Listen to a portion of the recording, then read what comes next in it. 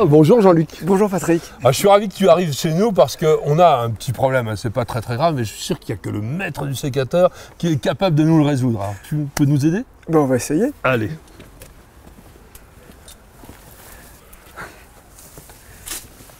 Oui Jean-Luc, donc voilà, il y a quelques années, on a planté des petits arbustes, ils étaient bien ciselés, ça faisait un petit massif sympa. Maintenant, c'est un peu problématique quand même. Hein. Ça a bien poussé. Je crois que c'est un peu comme une forêt vierge. Alors, tu peux faire quelque chose pour nous? On va essayer de redonner un petit peu de lisibilité en faisant une taille de cohabitation et de transparence. Pour ce faire, je vais avoir besoin de ma cisaille. Cette cisaille est une cisaille télescopique. Je vais commencer par dégager la plante dominante du fond.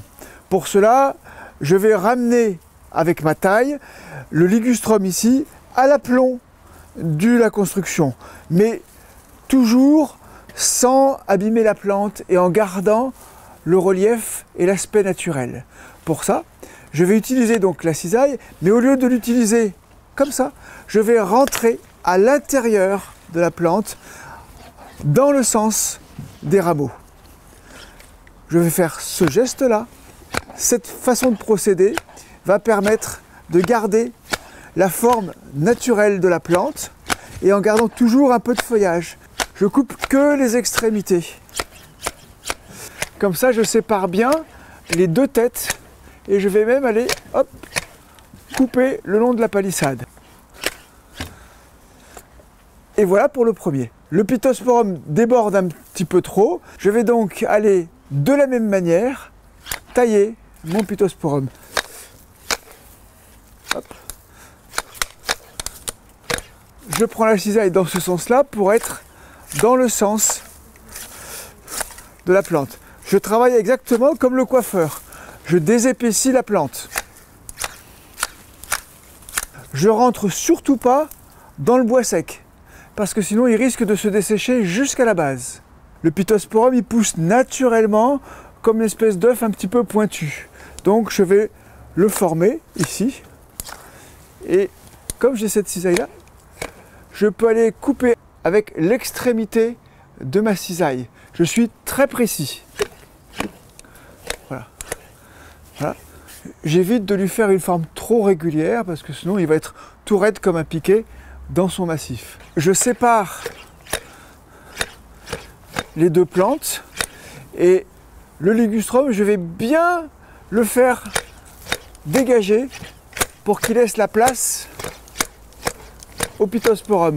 Je vais faire attention à toujours tailler avec une légère pente pour le haut, de façon à ce que la lumière pénètre jusqu'au plus profond. Voilà. Et je donne un mouvement en progression avec le Pittosporum à cette hauteur, ensuite le ligustrum presque à la même, et derrière en fond un peu plus haut. Ce qui fait que de votre point de vue, vous avez comme un amphithéâtre. Il faut que je contrôle avec du recul mon travail. Donc là, mon Pittosporum, il est bien. Il va falloir que je le corrige sur son côté droit. Et sur le derrière, là, ici, il faut que je donne un tout petit peu plus de transparence et de relief.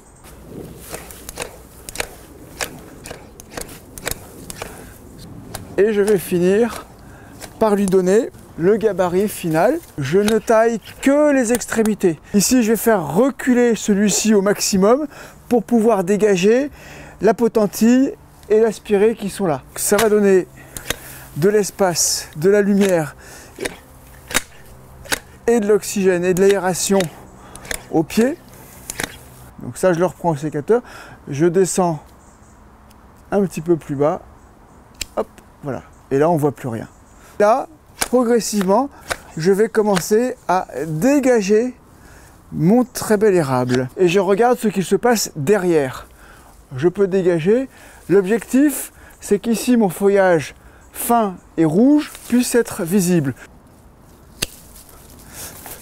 Et sculpter de façon à ce que la plante revienne un petit peu vers le devant. On va avoir un joli graphisme des charpentières. Et le massif sera beau aussi bien du devant que du derrière. Là, je vois que j'ai donné du relief et de l'harmonie sur mes plantes. Ça reste toujours naturel, mais c'est bien ordonné. Ici, on va faire une petite taille de rabattage, c'est-à-dire que je prends m'aspirer par les cheveux et avec mon sécateur, je vais aller couper d'un seul coup l'ensemble de la plante.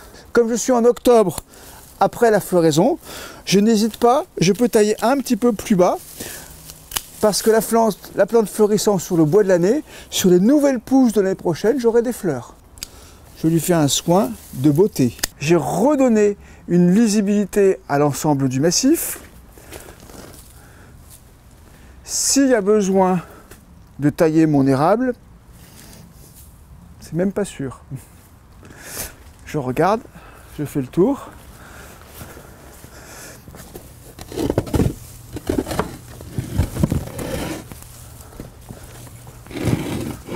Je peux donner un petit peu d'espace. Je peux recomposer le massif avec les pots dans la continuité. Je ne touche pas à la Véronique ni au Pieris parce qu'ils ont l'un et l'autre encore des fleurs et des feuilles décoratives. Je recompose mon massif et je donne une courbe avec mes pots qui va épouser la courbe de l'érable. À bientôt pour une nouvelle taille en détail. Vous avez aimé notre émission? Alors rejoignez notre communauté de passionnés de plantes et de jardins en vous abonnant à notre newsletter sur Nos Jardins TV.